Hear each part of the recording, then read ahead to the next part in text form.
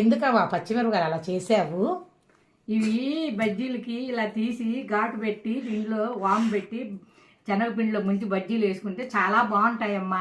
కాదు, ఇప్పుడు అలాగే వేయచ్చు కదా బజ్జీలు. ఇలా వేస్తే ఎలా ఉంటాయి? శనగపిండిలో ముంచకపోతే అది కాదే, గింజలు ఎందుకు తీసావు? గింజలు తీస్తే కారం లేకుండా ఉంటాయి. గింజలు ఉంటే ఇంకా ఘాటుగా బాగుంటది. బాగుండదు, కారం ఎక్కువ ఉంటది.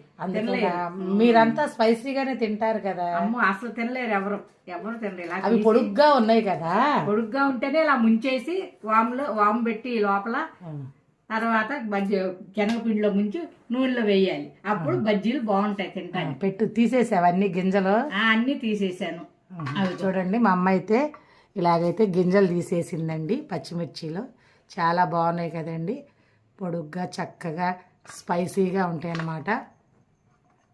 వేడివేడి బజ్జీలు తయారు. నా ఛానల్ నచ్చితే సబ్స్క్రైబ్ చేసుకోండి, మంచి కామెంట్ చేయండి, ఒక లైక్ ఇవ్వండి. Okay friends, bye.